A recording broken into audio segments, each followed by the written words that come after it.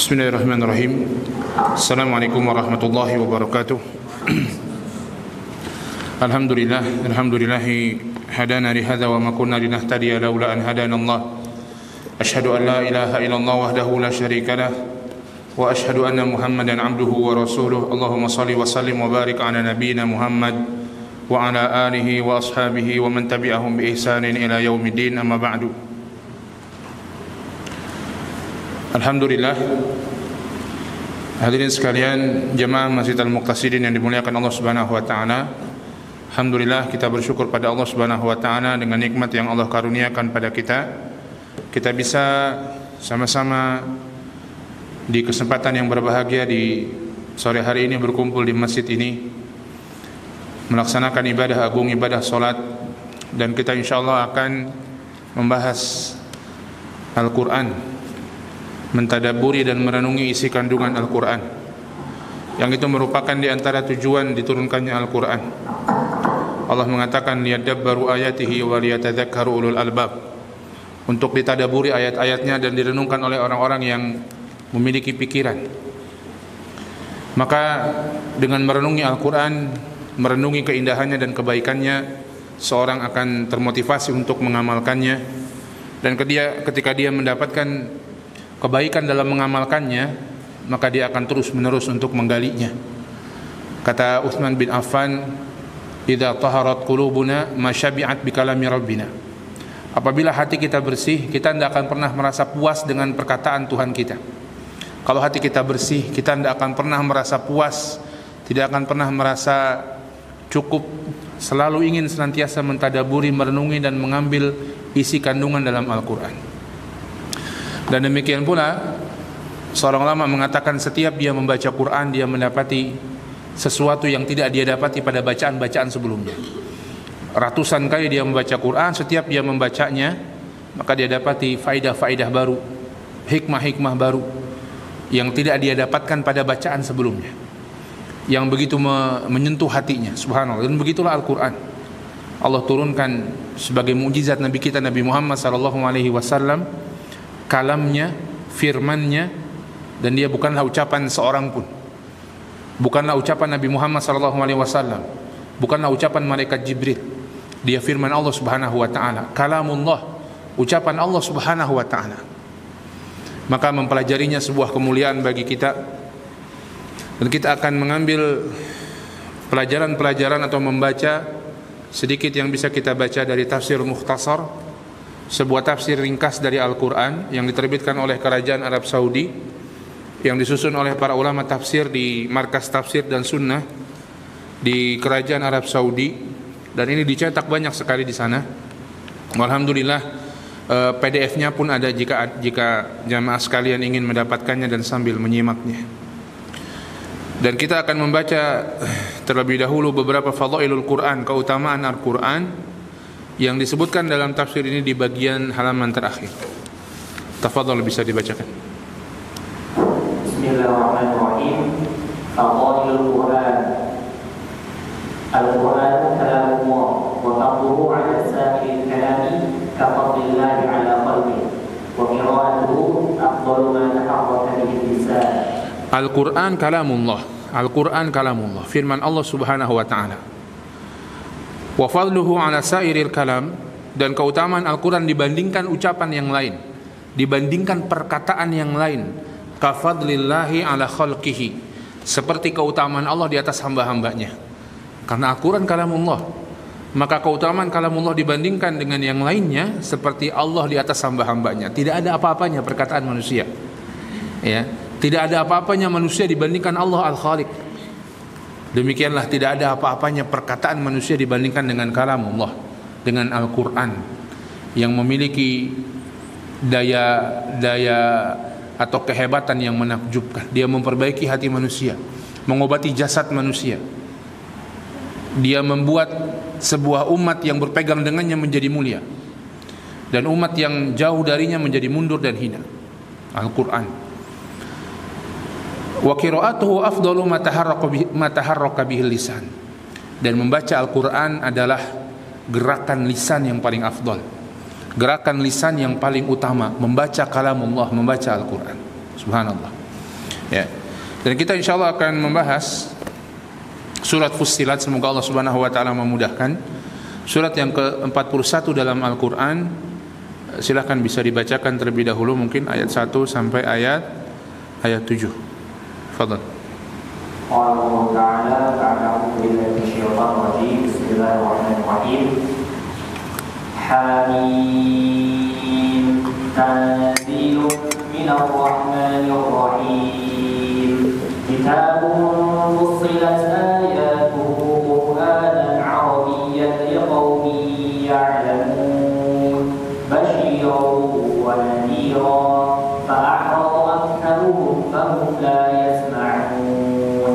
Wa qalu qulubuna fi akinnatin mimma tad'una ilayhi wa fi adhanina waqarun wa min bainina wa bainika hijabun fa'mal innana 'amilun. Qul innama ana basharun mithlukum yuha ilayya annama ilahukum ilahun wahid fastaqimu ilayhi wastaghfiruh wa waylul lil musyrikin alladhina la yu'tuna az-zakata wa hum bil akhirati hum kafirun. Jazakumullah khairan. Hadirin sekalian dimuliakan Allah Subhanahu wa taala, sebelum kita membahas dulu apa pentingnya kita mempelajari tafsir Al-Qur'an yang insyaallah akan kita pelajari mulai malam ini dan malam-malam ke depannya. Di antara pentingnya bagi seseorang untuk mempelajari Al-Qur'an yang jelas, yang pertama, dia bisa memahami maksud kalamullah, maksud firman Allah Subhanahu wa taala. Dengan mempelajari tafsir Al-Qur'an, dia memahami hal tersebut, di mana tidak mungkin itu turun kepada seseorang, kepada manusia, selain Nabi kita Nabi Muhammad SAW, atau selain para Nabi dan Rasul. Maka ini ucapan yang paling mulia. Maka memahami kalamullah adalah di antara tujuan kita mempelajari tafsir Al-Quran, memahami firman Allah Subhanahu wa taala. Apa maksud Allah Subhanahu wa taala mengatakan demikian dan demikian dalam Al-Quran. Yang kedua, di antara tujuan dari atau pentingnya kita mempelajari tafsir Al-Quran, mempelajari hukum syariat, mempelajari dan mengetahui hukum-hukum syariat. Karena di dalam Al-Quran juga ada perintah dan larangan dari Allah Subhanahu wa taala. Perintah salat, perintah zakat dan lain sebagainya. Dan tentunya nanti tidak akan lengkap untuk memahami hal tersebut kecuali dengan kita pun memahami hadis-hadis Nabi sallallahu alaihi wasallam. Ya. Namun semua pokok permasalahan ibadah Allah sebutkan dalam Al-Quran. Semua pokok permasalahan ibadah Allah Subhanahu wa taala sebutkan dalam Al-Quran. Sebagiannya Allah rincikan, seperti tentang waris Allah rincikan, seperti tentang sebagian fikih-fikih keluarga seperti mahram dan lain sebagainya Allah rincikan. Sebagiannya Allah berikan isyarat. Rinciannya kita bisa dapatkan dalam sunnah Nabi SAW, seperti salat. Ya, bagaimana rincian dari sifat salat Nabi SAW, bagaimana kapan melaksanakannya, demikian pula zakat. Ya. Maka dengan mempelajari Al-Quran, maka kita mempelajari syariat agama kita, mengetahui syariat agama kita. Kemudian yang ketiga, mempelajari Al-Quran mengokohkan akidah dan keimanan kita, mengokohkan akidah dan keimanan kita. Dan ini bisa kita dapatkan dengan banyak sisi. Di antaranya yang pertama, dari sisi kita mempelajari bagaimana kisah para nabi dan rasul terdahulu, dan bagaimana mereka bersabar atas ujian yang menimpa mereka, bagaimana mereka diuji dan bersabar atas ujian yang menimpa mereka. Maka dengan membacanya dan mempelajarinya, ketika kita mendapatkan ujian dalam keimanan, ujian dalam kehidupan, maka dengan izin Allah itu pun akan menghibur kita. Sebagaimana dalam Al-Quran Allah Subhanahu wa taala menjelaskan prinsip-prinsip kehidupan yang kalau kita merenungi prinsip tersebut, benarlah Al-Quran, Shadaqallahul Azim, maha benar Allah Subhanahu wa taala yang maha agung, yang telah mengajarkan kepada kita prinsip-prinsip kehidupan tersebut, yang kalau seorang merenunginya dan dia mengamalkannya, kebaikan besar yang akan dia dapatkan, dan ini akan mengokohkan akidah dia, mengokohkan keimanan dia. Sebagaimana sebagian ayat-ayat Al-Quran mengandung mukjizat ya, atau bahkan semua Al-Quran adalah mukjizat. Sebagian ayat-ayat Al-Quran adalah apa yang akan terjadi di masa depan, dan sebagiannya terlihat atau menjadi sesuatu yang nyata di zaman Nabi SAW atau zaman setelahnya, dan ini menambah keimanan kita. Seperti contoh surat Al-Lahab yang sering kita baca, tabbat yada abi lahabi wa tab. Subhanallah, para ulama menjelaskan ini diantara bagaimana bentuk keajaiban Al-Quran. Allah Subhanahu wa ta'ala menurunkan surat Al-Lahab ketika Abu Lahab masih hidup. Dan ketika Abu Lahab masih hidup tersebut sampai matinya, Abu Lahab betul-betul dalam keadaan kufur. Hatta pura-pura beriman pun dia tidak. Kalau dia mau, dia bisa pura-pura beriman. Untuk apa? Untuk membatalkan isi Al-Quran. Allah mencela Abu Lahab ketika Abu Lahab masih hidup. Tabbat yada abi lahabi wa tab. Celakalah kedua tangan Abu Lahab dan celakalah dia. Dan Allah Subhanahu wa ta'ala mengatakan, sayasla naron dzata lahab. Dia akan masuk ke dalam neraka api yang menyala-nyala. Kalau Abu Lahab mau, seandainya pura-pura saja dia beriman, maka batallah Al-Quran. Batallah Al-Quran yang telah memvonis Abu Lahab tidak akan beriman, masuk neraka selama-lamanya. Batallah Al-Quran. Tapi apa yang terjadi? Sampai wafatnya Abu Lahab, hatta pura-pura beriman pun dia tidak. Maka benarlah yang Allah Subhanahu wa ta'ala sebutkan, turunnya surat Al-Lahab di tengah kehidupan Abu Lahab masih sehat, belum mati, ya, dan dia mati dalam keadaan sebagaimana yang disebutkan Al-Quran. Betul-betul terjadi apa yang disebutkan oleh Al-Quran. Ini menguatkan keimanan kita. Sebagaimana di antara sisi menguatkan akidah dan keimanan kita yang paling besarnya yaitu Al-Quran mengenalkan Allah Subhanahu wa ta'ala. Al-Quran di antara tujuan utamanya mengenalkan Allah Subhanahu wa ta'ala. Maka tidaklah ada lembar demi lembar Al-Quran, melainkan antum akan dapati di sana ada nama-nama dan sifat-sifat Allah disebutkan. Setiap lembar Al-Quran, hatta bahkan banyak sekali. Bismillahirrahmanirrahim. Al-Malikul Quddus wa huwal Ghafurur Rahim wa huwal Hakimul Khabir. Allahus Samad huwallazi nazzala 'alaikum huwallazi nazzala ya'lamu ma fis samawati wa ma fil ard. Misalnya, ya'lamu ma fil bahri wa ma fil bar. Ya'lamu ma yariju fil ardi wa ma yakhruju minha. Allah tahu apa yang di langit dan di bumi. Allah tahu apa yang ada di langit dan apa yang ada di daratan dan di lautan. Allah yang menciptakan.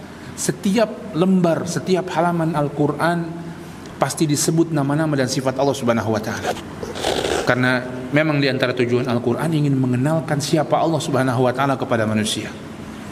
Dan itu menguatkan keimanan manusia, bahwa Rabb kita adalah yang maha pengasih, maha penyayang. Bahwa Rabb kita adalah yang menciptakan kita. Bahwa Rabb kita adalah yuhyi wa yumit, dia yang menghidupkan dan mematikan. Bahwa Rabb kita adalah yang maha kuasa atas segala sesuatu, yang maha perkasa namun dia juga maha bijaksana. Bahwa Rabb kita maha esa dan maha perkasa, dan sebagainya dari nama-nama dan sifat-sifat Allah Subhanahu wa ta'ala. Yang ini akan menguatkan akidah kita. Karena di antara hal besar yang menguatkan keimanan dan akidah, kita mengetahui bagaimana nama-nama dan sifat-sifat Allah Subhanahu wa ta'ala. Mengetahuinya, meyakininya, dan dengan itu kita hidup. Dengan itu kehidupan kita akan menjadi baik. Dan dengan itu biidznillah seseorang akan masuk ke dalam jannah. Kemudian di antara keutamaan atau pentingnya mempelajari tafsir Al-Quran, menolak atau membantah syubhat-syubhat yang disampaikan oleh orang-orang yang sesat, orang-orang yang menyimpang tentang Islam, tentang Al-Quran, tentang Nabi SAW. Banyak sekali mereka menggunakan sebagian ayat-ayat Al-Quran, memotong sebagiannya, atau kemudian menyampaikan di luar konteksnya dengan ayat-ayat Al-Quran, namun tujuannya untuk menyesatkan kaum muslimin. Siapa yang tidak mengetahui tafsir Al-Quran, maka dia akan terbawa dengan syubhat-syubhat tersebut, syubhat-syubhat orang yang menyimpang tersebut. Oh iya benar juga ya, oh iya benar juga ya, Al-Quran bilang begitu, dia lihat Al-Quran bilang begitu, oh iya benar juga ya. Dia akan terbawa dengan syubhatnya jika kita tidak memahami tafsir Al-Quran, jika kita tidak memahami makna kandungan Al-Quran, dari mulai syubhat yang rendahan sampai syubhat yang berat, ya. Dari mulai syubhat yang asal-asalan, sebagaimana sebagian orang-orang yang menyimpang, dia asal-asalan menafsirkan Al-Quran, sampai syubhat yang memang membawa, katakanlah membawa ucapan-ucapan bahasa Arab, membawa syair-syair dan lain sebagainya, yang kalau seseorang tidak memahami tafsir Al-Quran, dia akan terbawa dalam penyimpangan tersebut. Ya. Ini diantara pentingnya kita mempelajari tafsir Al-Quran. Dan subhanallah, sekarang ini dengan semakin majunya dan semakin pesatnya teknologi informasi, kita itu mengalami inflasi informasi, begitu ya. Di mana-mana banyak dan mudah sekali orang mendapatkan informasi. Dan sayangnya banyak orang sulit membedakan antara mana informasi yang benar dan mana informasi yang salah, atau bahkan informasi yang menyimpang, sehingga semua diterima. Sehingga apa yang terjadi? Masuk syubhat dari informasi-informasi yang ada tersebut. Orang mungkin baik, dia senang baca, tapi semuanya dibaca. Semua dibaca tanpa ada ilmu yang ada pada dirinya yang bisa membentengi dia dan bisa memfilter, oh ini bacaan yang enggak benar, oh ini bacaan yang benar. Ya. Yang dengan itu membuat hatinya rusak, membuat pikirannya rusak dan kacau. Dan banyak demikian. Ya. Dengan mempelajari ilmu Al-Quran, maka kita bisa menolak syubhat-syubhat tersebut. Kemudian yang selanjutnya, di antara hikmah dalam mempelajari Al-Quran yang memudahkan seseorang menghafal Al-Quran. Ya, mempelajari tafsir Al-Quran akan memudahkan seseorang menghafal Al-Quran. Ketika mempelajari tafsir Al-Quran, seorang akan mengetahui kenapa banyak kadang-kadang ayat yang alimun hakim, hakimun alim. Ya. Mana yang belakangnya alimun hakiman, yang belakangnya hakimun alim. Kenapa didahulukan alim, kenapa didahulukan hakim? Di antaranya ini bisa kita dapat dalam tafsir-tafsir Al-Quran. Sehingga ketika kita mempelajarinya, maka kita pun akan memahaminya. Sebagian ayat berulang-ulang dalam satu surat. Fabi ayyi ala'i rabbikuma tukadziban, fabi ayyi ala'i rabbikuma tukadziban, wailul lil mukadzibin, wailul lil mukadzibin, dan lain sebagainya. Dalam ayat Al-Quran, sebagian ayat berulang-ulang disebutkan. Ketika seseorang betul memahami tafsir Al-Quran, dia akan paham. Ya, kapan dia membaca ayat tersebut dan kapan tidak. Memudahkan bagi dia untuk menghafal Al-Quran. Maka ini diantara faidah seseorang mempelajari tafsir Al-Quran. Yang terbesarnya, diantara faidah yang lainnya juga membuat seseorang khusyuk dalam salatnya. Membuat seseorang khusyuk dalam salatnya. Kenapa? Karena salat itu diantara porsi besar dalam salat adalah apa? Membaca Al-Quran. Setiap rakaat minimalnya dia baca Al-Fatihah. Setelah itu dia membaca ayat-ayat, baik itu panjang maupun pendek. Atau kalau dia jadi makmum, dia mendengarkan bacaan ayat-ayat Al-Quran tersebut. Siapa yang memahami bacaan Al-Quran, maka dia akan menikmati bacaan tersebut, baik dia membacanya atau dia mendengar imam membacanya. Apalagi jika imamnya dengan suara yang baik, dengan makharijul huruf yang baik, dengan tajwid yang baik membacanya, dia akan menikmatinya. Bahkan sebagian orang akhirnya menangis ketika membaca Al-Quran, karena dia mengetahui maknanya, mengingatkan dirinya akan dosa-dosanya, mengingatkan dirinya akan dahsyatnya azab Allah Subhanahu wa taala, atau mungkin memberikan motivasi kepada dia dengan kasih sayang Allah Subhanahu wa taala, maka dia pun menangis. Ya, sebaliknya sebagian orang ketika dia sholat tidak memahami isi kandungan Al-Quran, maka dia pun menangis juga. Ya, mesti menangis juga sebenarnya. Menangis karena apa? Karena dia tidak memahami isi kandungan Al-Quran. Ya, maka meraih khusyuk dalam sholat. Dan ini kunci kesuksesan seorang hamba, sholatnya. Inna sholata tanha anil fahsya'i wal munkar. Sesungguhnya sholat itu mencegah dari perbuatan keji dan mungkar. Bagaimana bisa seperti itu khusyuknya orang dalam sholatnya? Bagaimana seseorang bisa khusyuk? Kunci utamanya dia memahami bacaan dan gerakan. Karena sholat itu dua, bacaan dan gerakan. Dalam gerakannya ada hikmah, dalam bacaannya ada hikmah. Dan di antara porsi bacaan sholat yang besar adalah bacaan apa? Bacaan Al-Quran. Ya. Maka dengan dia memahami tafsir Al-Quran, dia pun akan memahami bacaan-bacaan Al-Quran dalam salat, dan dia pun akan khusyuk dalam membacanya. Hadirin sekalian dimuliakan Allah Subhanahu wa taala.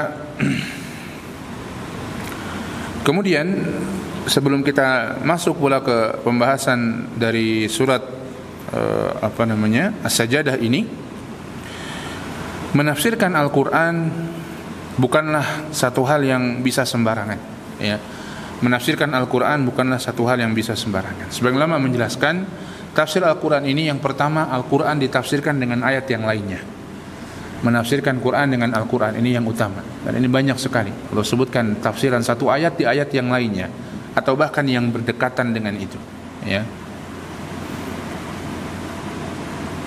Kemudian menafsirkan Al-Quran dengan hadis Nabi sallallahu alaihi wasallam, ya.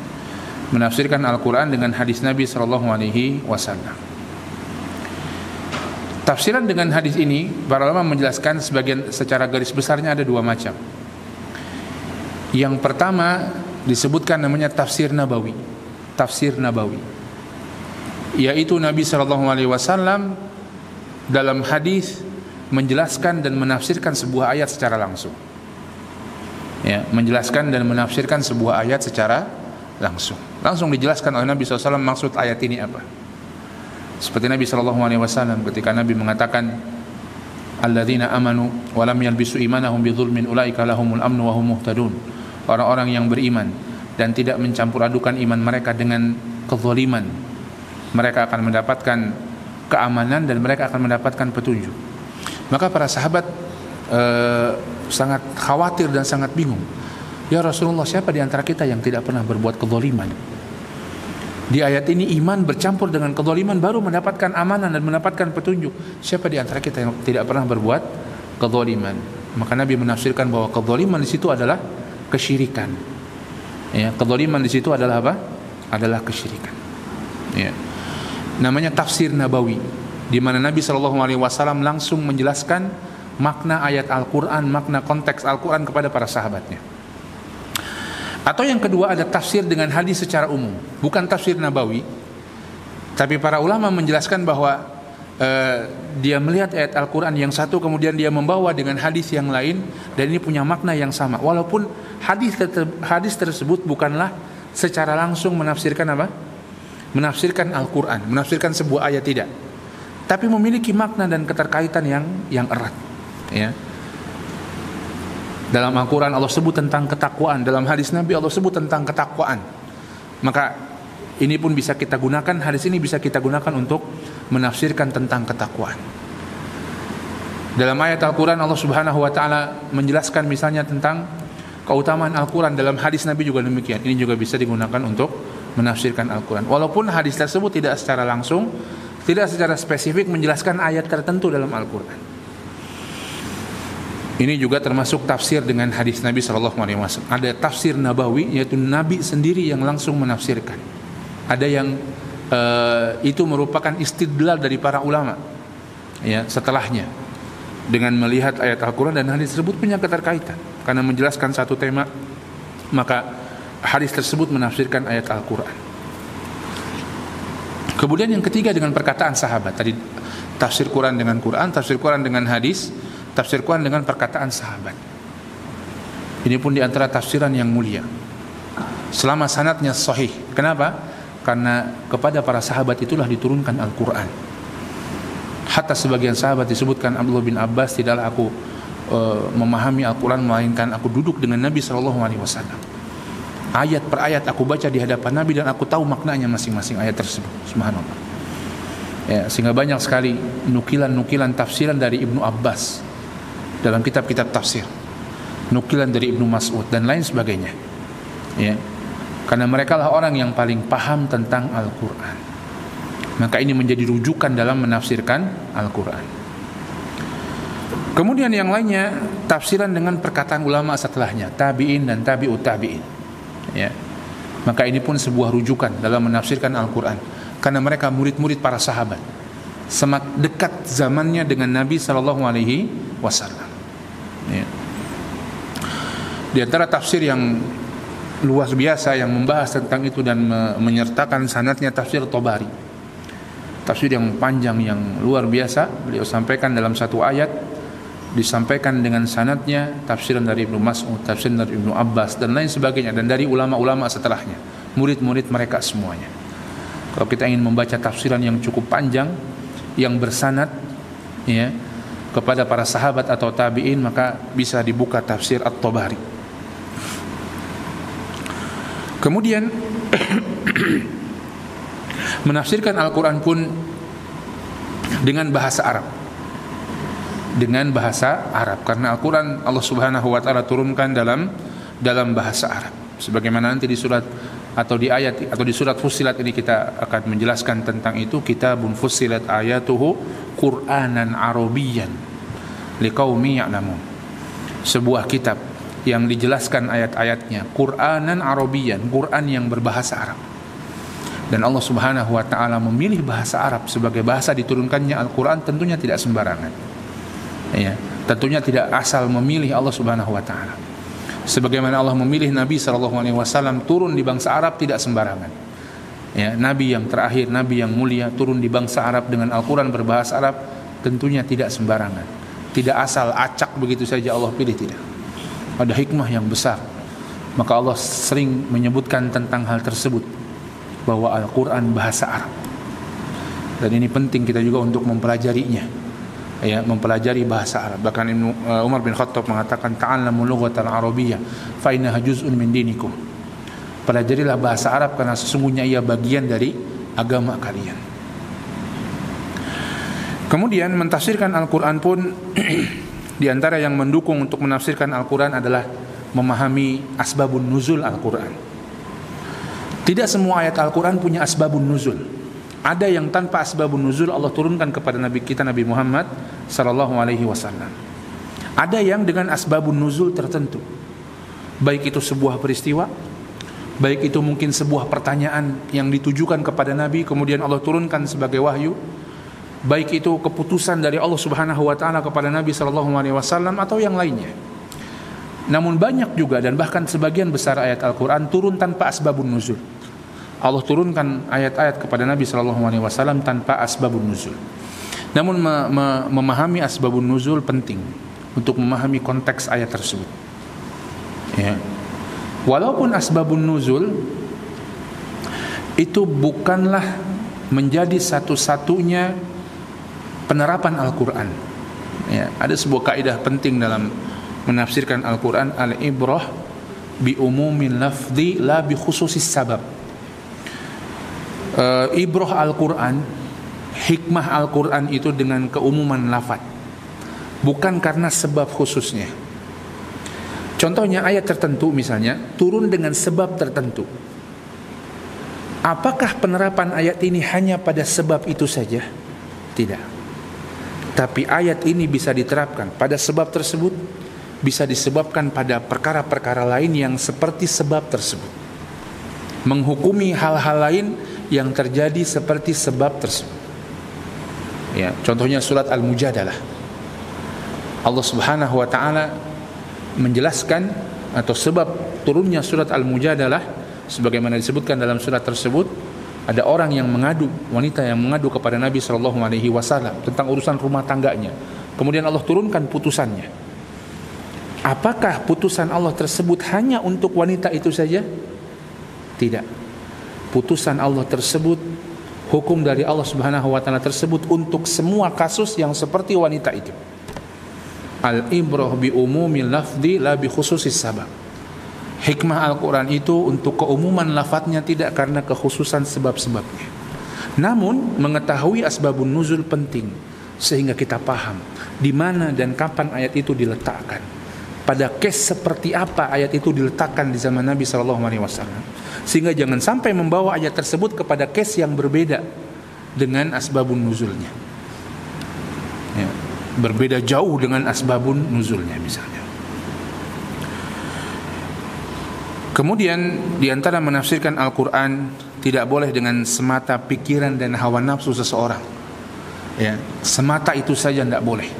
Hatta kalaupun dia benarnya kebetulan dan dia bisa dosa karena hal tersebut. Allah Subhanahu wa taala berfirman di surat Ali Imran, "Huwallazi anzala 'alaikal kitab minhu ayatun muhkamat hunna umul kitab wa ukhra mutasyabihat fa ammal ladina fi qulubihim zayghun fayattabi'una ma tashabaha minhu ibtigha'al fitnah wa ibtigha'a ta'wilih wa ma ya'lamu ta'wilahu illa Allah warasihuna fil ilmi yaquluna amanna bih kullun min indi rabbina wa ma yadhakkaru illa ulul albab. Dialah Allah Subhanahu wa taala yang menurunkan kepada engkau wahai Muhammad Alkitab, Al-Quran. Minhu ayatun muhkamat hunna umul kitab wa ukhra mutasyabihat. Di antaranya ada ayat-ayat muhkamat, ayat-ayat yang jelas maknanya. Hunna umul kitab, dan ayat-ayat tersebut adalah intisari kandungan Al-Quran. Banyak sekali. Wa ukhra mutasyabihat, ada ayat-ayat yang mutasyabihat, yang maknanya belum jelas secara zahir, harus diterangkan dengan lebih dalam. Fa ammal ladina fi qulubihim zayg, adapun orang-orang yang hatinya ada penyakit, fayattabi'una ma tashabaha minhu, mereka mengikuti syubhat-syubhat, mengikuti tafsiran-tafsiran yang enggak beres, tafsiran-tafsiran yang enggak benar, ibtigha'al fitnah wa ibtigha'a ta'wilih, dalam rangka mencari-cari fitnah, ya, mencari-cari kekacauan, membuat kekacauan dan mentakwil-takwil ayat tersebut dengan tidak benar.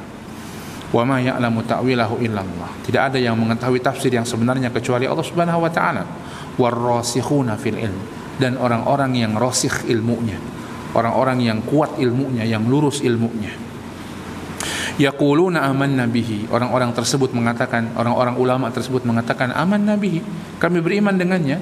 Kullun min indi rabbina, semuanya dari sisi Allah, tidak akan ada pertentangan satu dengan yang lain. Wa ma yadhakkaru illa ulul albab, dan tidak ada yang mengetahui hal tersebut kecuali orang-orang yang berakal. Maka ini, jangan sampai seseorang menafsirkan Al-Quran dengan hawa nafsunya. Hadirin sekalian yang dimuliakan Allah Subhanahu wa taala, kita masuk tentang penjelasan secara umum tentang surat Fussilat ini dan apa di antara tujuan diturunkannya surat Fussilat ini. Tafadhol dibaca min maqasidis surah.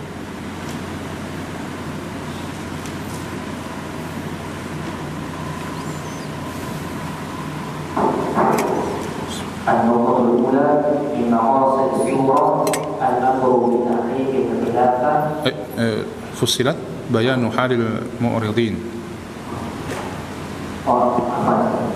Bayanu halil mu'ridin 'anillahi wa dzikri 'aqibatihim. Nah, disebutkan di sini min maqasidis surah, di antara turunnya surat Fussilat ini bayanu halil mu'ridin 'anillah, menjelaskan tentang orang-orang yang menyimpang dari jalan Allah Subhanahu wa taala, wa dzikri aqibatihim atau wa dzikru aqibatihim, dan menyebutkan bagaimana akibat mereka.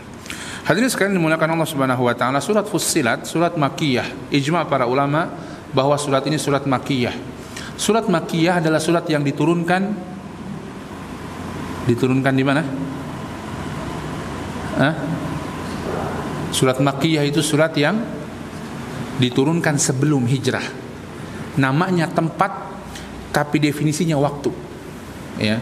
Namanya tempat Makkiyah Madaniyah, tapi definisinya bukan satu Mekah satu Madinah, hendak, tapi definisinya adalah waktu. Makkiyah sebelum hijrah, Madaniyah setelah hijrah. Ada surat Madaniyah turunnya di Mekah. Ada tidak? Surat Madaniyah turunnya di Mekah. Ada, yaitu setelah dalam Fathul Mekah, atau ketika Nabi SAW haji wada. Di antaranya al-yauma akmaltu lakum dinakum wa atmamtu alaikum nikmati wa raditu lakumul Islam madina. Hari ini sudah kusempurnakan agamaku untuk kalian. Ya, hari ini sudah kusempurnakan nikmatku untuk kalian. Kucukupkan nikmatku kepada kalian dan aku ridhoi Islam sebagai agama kalian. Surat ini Madaniyah atau Makkiyah? Madaniyah atau Makkiyah? Madaniyah atau Makkiyah? Madaniyah. Tapi turunnya di mana? Turunnya ketika haji wada. Namanya haji di mana? Di Mekah atau di Madinah? Haji itu namanya haji di Mekah. Ya, haji di Madinah tidak ada. Ya. Haji di Mekah. Maka namun dia surat atau ayat Madaniyah. Kenapa?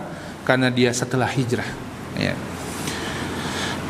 Nah, surat ini, surat Fussilat ini surat Makkiyah. Dan ini pun pembagian dari para ulama tafsir. Dan memang ada pola, ya, surat Makkiyah dan Madaniyah ada beberapa pola. Walaupun pola tersebut tidak mesti mutlak seperti itu.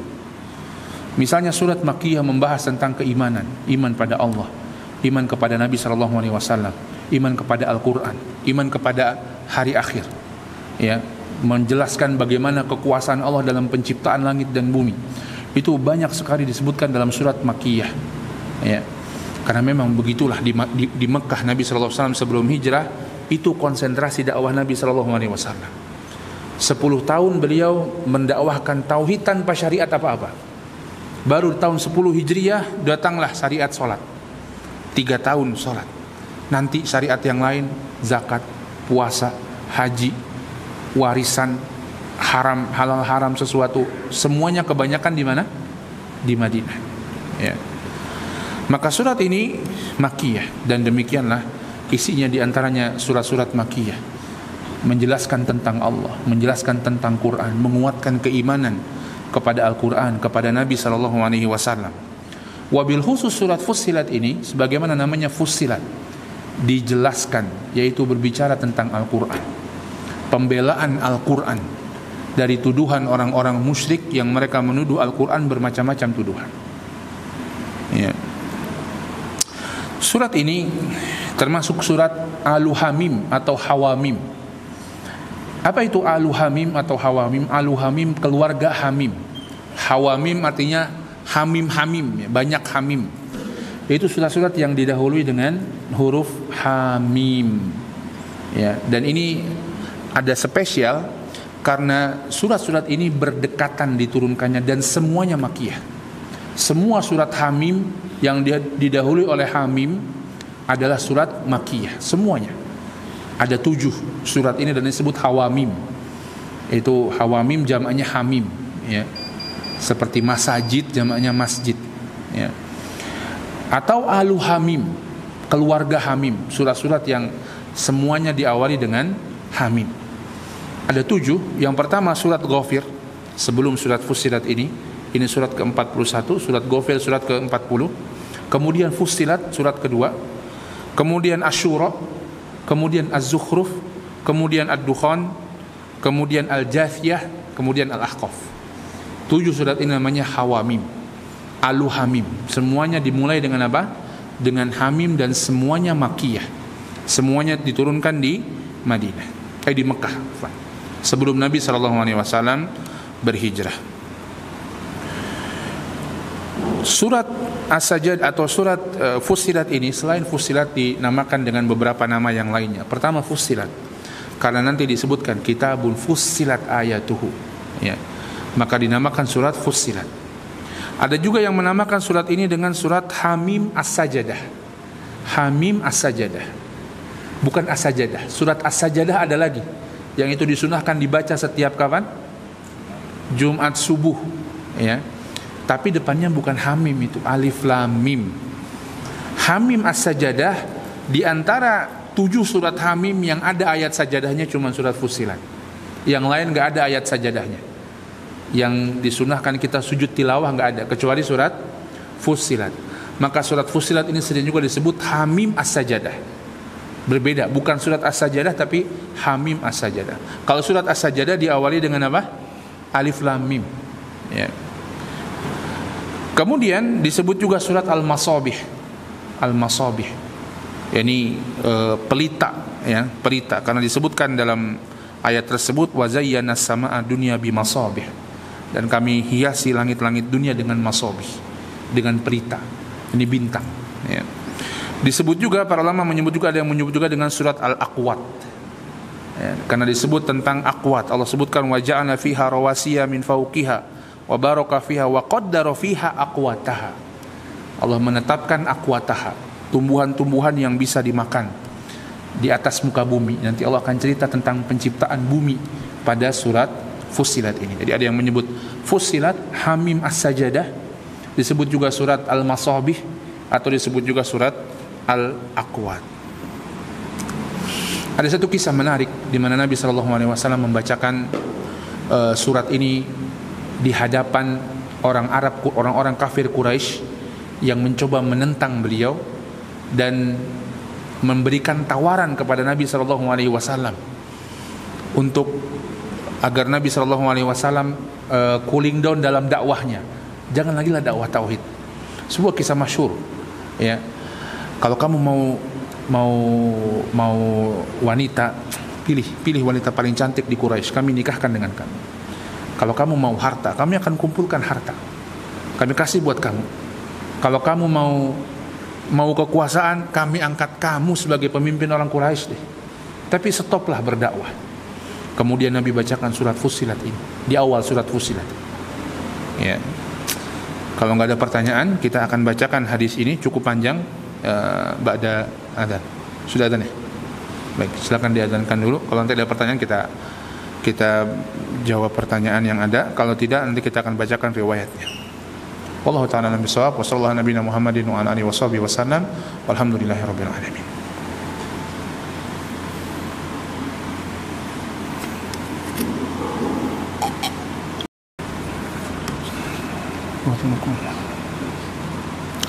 Bismillah, alhamdulillah, salatu wassalamu ala rasulillah wa ala alihi wa ashabihi wa mawala. Wala hawla wala quwata illa billahi wa ba'd. Ada pertanyaan?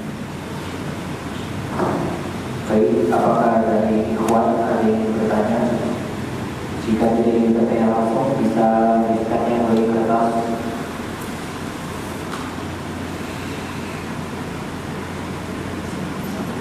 Kalau tidak ada, kita lanjutkan dengan sedikit tadi kita bacakan. Wa qatra Ibnu Abi Syaibah wal Hakim wa sahahahu an Jabir bin Abdullah radhiyallahu ta'ala anhuma. Diriwayatkan dari Ibnu Abi Syaibah dan Al Hakim, dan Al Hakim mensahihkannya dari Jabir bin Abdullah radhiyallahu ta'ala anhuma. Beliau mengatakan, ijtama'at Quraisy yauman. Orang-orang Quraisy berkumpul satu waktu. Faqalu, maka mereka mengatakan, unduru a'lamakum bis-sihr wal kuhanah wasy-syi'r. Falyati hadzal rajul alladhi farraqa jama'atana. Coba, siapa di antara kalian, orang Quraisy ya, bukan antum ya, siapa di antara kalian yang paling paham tentang sihir, paling paham tentang perdukunan, paling paham tentang syair? Falyati hadzal rajul, datangi orang ini, yaitu Nabi Muhammad sallallahu alaihi wasallam, alladzi farraqa jama'atana, yang telah memecah belah jamaah kita, memecah belah persatuan orang-orang Arab Quraisy, kata mereka. Wa syattat amrona, dia telah menghancurkan urusan kita. Wa abadinana, dia telah mencela agama kita. Falyukallimhu, hendaklah orang itu ngomong sama dia. Wal yanzur madza yaruddu alaihi, dan nanti kita lihat dia jawab apa. Coba, siapa di antara kalian wahai orang Quraisy yang paling paham tentang hal tersebut? Kalau itu sihir, dia paham bahwa itu sihir. Biar kalau itu syair, dia pun paham bahwa itu syair, dan dia bisa menjawabnya. Kalau itu memang ucapan dukun, dia paham bahwa itu ucapan dukun, dan enggak ada itu semua dari apa yang disampaikan Nabi SAW. Maka ini mereka berkumpul dan ingin ada orang yang datang kepada Nabi SAW. Faqalu ma na'lam ahadan ghairu Utbah bin Rabi'ah. Mereka mengatakan, kita enggak tahu ada orang yang kayak gitu kecuali Utbah bin Rabi'ah. Dan juga tentunya selain paham, dia juga bisa nyampaikan kepada Rasulullah SAW ini. Faqalu anta Abul Walid. Ya udah, engkaulah wahai Abul Walid, kunyahnya Utbah bin Rabi'ah. Fatahu Utbah, maka Utbah datang kepada Nabi SAW.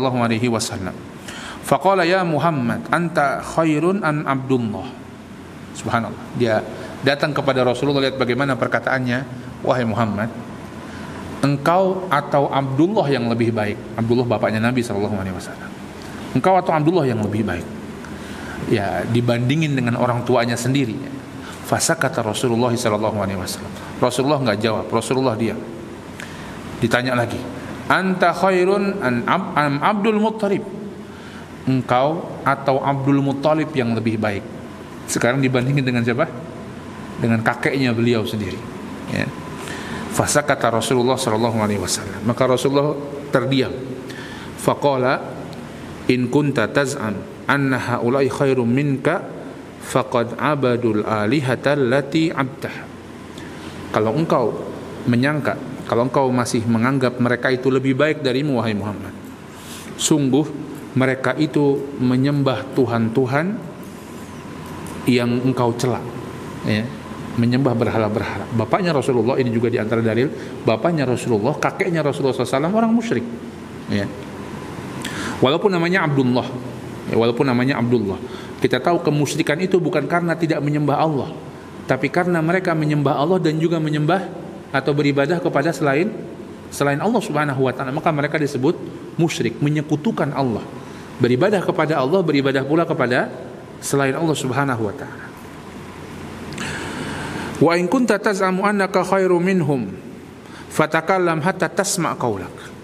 Kalau engkau menyangka bahwa engkau lebih baik daripada mereka, maka ngomong sampai kami bisa mendengar kamu mau ngomong apa. Inna wallahi ma araina sukhlatan qad ash'am ala qaumihi minka. Demi Allah, kami tidak melihat ada satu yang lebih berbahaya kepada kaumnya melainkan engkau. Ya, membawa keburukan pada kaumnya melainkan engkau, wahai Muhammad. Faraqta jama'atana wa shattat amrana wa ibta dinana wa fadahtana fil arab. Engkau telah memecah belah barisan kita. Engkau telah mencela atau menghancurkan urusan kita. Engkau telah mencela agama kita, dan engkau menjatuhkan kehormatan kita di kalangan bangsa Arab. Hatta laqad tara fihim anna fi Quraisy sahiran, sampai sudah tersebar di antara mereka bahwa sekarang di orang Quraisy ada seorang penyihir. Mereka di antara yang mereka tuduhkan kepada Nabi apa?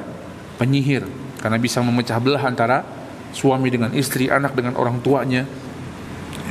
Sampai tersebar berita bahwa di tengah masyarakat Quraisy ada seorang penyihir, yaitu Nabi SAW. Ini ucapan siapa?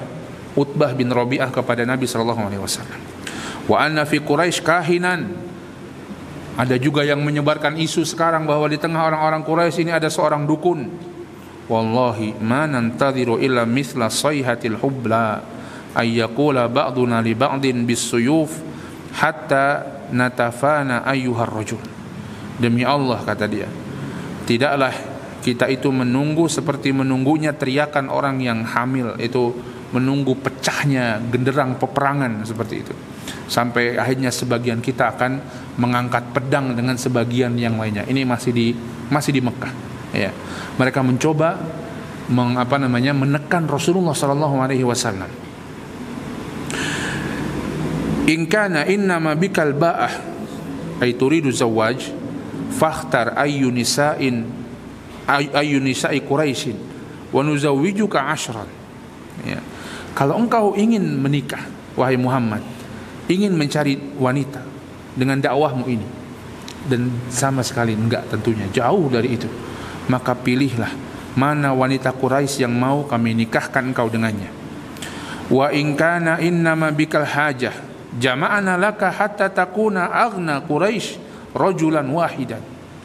Dan kalau engkau pengen harta, wahai Muhammad, kami akan kumpulkan sampai engkau akan menjadi orang yang paling kaya di tengah orang-orang Quraisy. Faqala Rasulullah SAW afaraqta, maka udah selesai. Maka Nabi mengatakan SAW, afaraqta, sudah selesai kamu ngomong? Ya. Qala na'am, iya. Faqara'a Rasulullah SAW Bismillahirrahmanirrahim Hamim tanzilu minar rahmanir rahim. Maka Nabi SAW membaca surat Fussilat ini, ya, Hamim tanzilu minar rahmanir rahim, sampai ayat yang ke-13. Ya, ayat ke-13, fa in a'radu faqul anzartukum sa'iqatan misla sa'iqati 'adin wa thamud. Apabila kalian berpaling, wahai orang-orang Quraisy, aku memperingatkan kalian dari azab yang menimpa kalian seperti azab yang menimpa kaum 'Ad dan kaum Thamud. Selesai, ya. Faqala Utbah, maka Utbah mengatakan, hasbuk ma indaka ghairu hadza, cukup, kamu enggak mau ngomong lagi selain ini? Kata Nabi SAW, enggak ada lagi yang mau aku sampaikan selain ini. Subhanallah, ya, disampaikan 13 ayat dari awal dari surat Fussilat ini.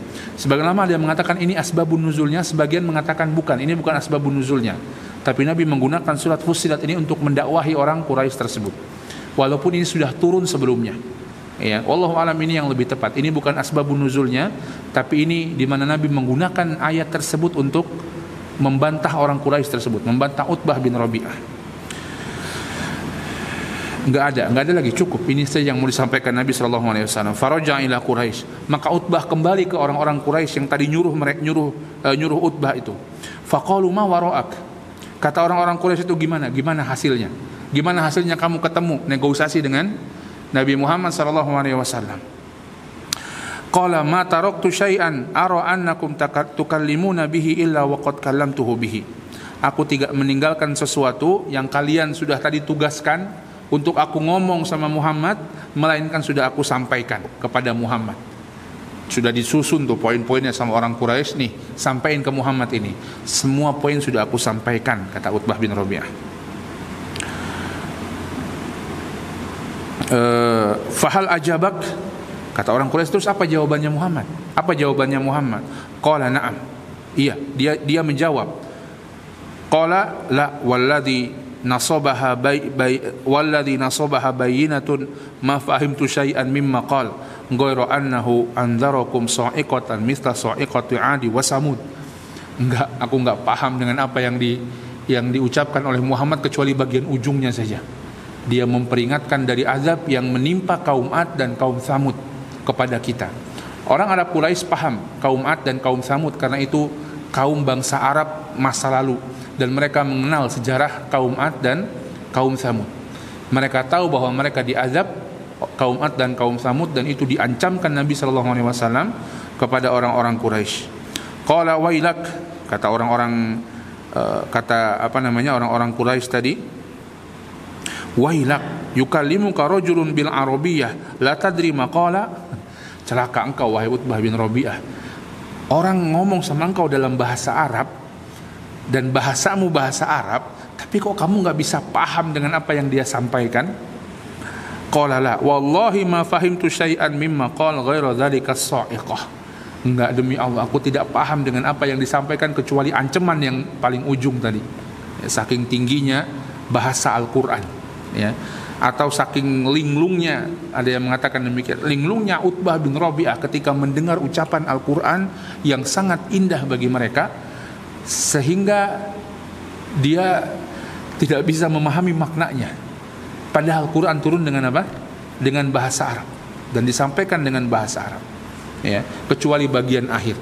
Anzartukum sa'iqatan mithla sa'iqati 'adin wa thamud.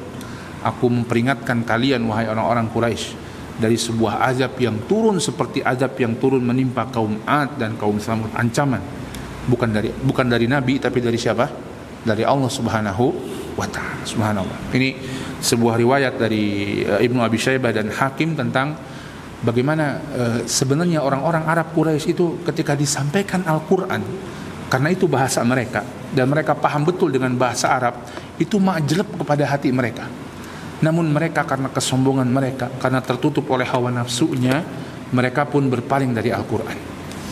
Bagi yang berpaling, sebagiannya majleb ke hati mereka, kemudian mereka langsung beriman. Ada yang seperti itu. Ada yang memikirkan dan akhirnya beriman. Ada yang seperti itu. Ada yang memikirkan namun akhirnya kufur. Ya, seperti Walid bin Mughirah. Allah sebutkan di surat Al-Mudaththir, thumma qaddar. Gimana? Thumma qutila kaifa qaddar, thumma nadhar, thumma abasa wa basa, thumma adbara wastakbar. Faqala in hadza illa sihrun yu'sar. Dia pikir-pikir, dia ulang-ulang, dia bingung, dia pusing. Akhirnya dia memutuskan untuk kufur. In hadza illa sihrun yu'sar. Ini sihir yang disampaikan oleh Muhammad. Subhanallah, ya. Tapi semua itu masuk ke dalam hati mereka Al-Qur'an, karena itu bahasa mereka, majleb ke hati mereka, majleb hati mereka. Sebagiannya beriman, sebagiannya kufur, waliyadzubillah. Dan nanti surat Fussilat ini sebagaimana kita sampaikan, dia akan menjelaskan dan membela Al-Qur'an. Banyak isi kandungan di dalamnya tentang hal tersebut. Insyaallah kita akan lanjutkan masuk pembahasan surat ini pada pertemuan berikutnya biidznillah. Semoga Allah Subhanahu wa taala menjadikan kita orang-orang yang hati kita cerah, hati kita bersinar dengan Al-Qur'an, mengikutinya, mentadaburinya, dan menurunkan kepada kita rahmat dengan kita mempelajari dan mengamalkan isi kandungan Al-Qur'an. Wallahu taala alam bisawab. Atau ada pertanyaan mungkin sebelum tutup? Kalau tidak ada kita cukupkan. Tidak adanya kita cukupkan. Demikian, subhanakallahumma wa bihamdika asyhadu an la ilaha illa anta astaghfiruka wa atubu ilaik. Billahi taufiq wal hidayah. Assalamualaikum warahmatullahi wabarakatuh.